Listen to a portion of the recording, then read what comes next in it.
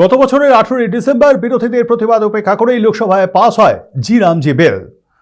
10ই জানুয়ারি থেকে 25শে ফেব্রুয়ারি গোটা দেশে মনরেগা বাঁচাও সংগ্রাম পালন করার কথা বলেছিল হাজিরা। সেই মতো এআইসিসি নির্দেশে দক্ষিণ কলকাতার ভবানীপুরের যদুবাবু বাজারের সামনে বিক্ষোভ কর্মসূচি পালন করে কংগ্রেস নেতৃত্ব। তাদের দাবি, মোদী সরকার আইনে বদল করে কর্মনিশ্চয়তার প্রকল্পটি কেন্দ্রীকরণ করেছে।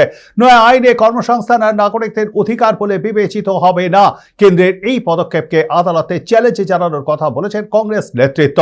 তাদের বক্তব্য, রাজ্যগুলির সঙ্গে আলাপ আলোচনা ছাড়াই একতরফা সিদ্ধান্ত নিয়েছে কেন্দ্রীয় সরকার।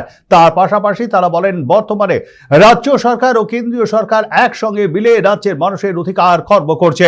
এর ফলে আগামী দিনেও আরো বড় ক্ষতির সম্মুখীন হবে রাজ্য।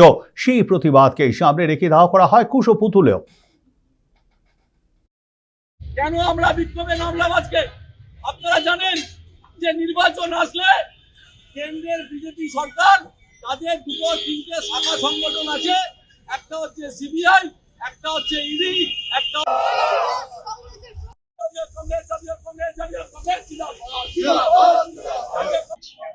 আর ইডি সিবিআই পশ্চিমবঙ্গে আসা মানে তৃণমূল থেকে কেউ বিজেপিতে যাবে, এই হচ্ছে সমীকরণ। তাহলে ফাইল মে কুছ কালা है না সাদা है, হার্ড ডিস্ক মে क्या है? এই ফাইল তোমার আমার, এই ফাইল তো তোমার আমার, ফাইলটা বিজেপির, কাগজ তৃণমূলের।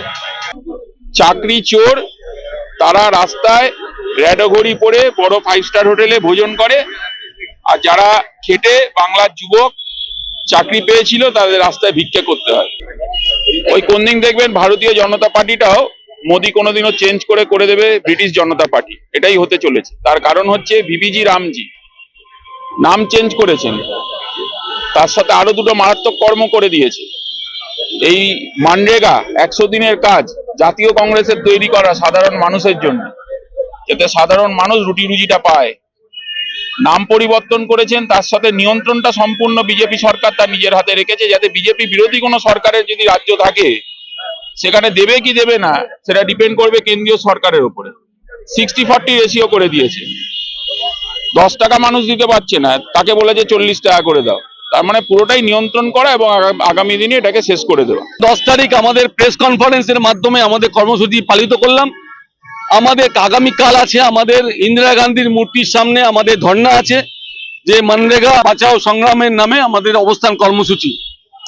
এই মনরেগা আইনকে অবলুপ্তি করিয়ে নরেন্দ্র মোদী সরকার যে আইন নিয়ে এসছেন ভিভি রামজি, এই ভিভি রামজি প্রকল্পে যে কেন্দ্রকে 60% টাকা দিতে হবে এবং রাজ্যকে 40% টাকা দিতে হবে।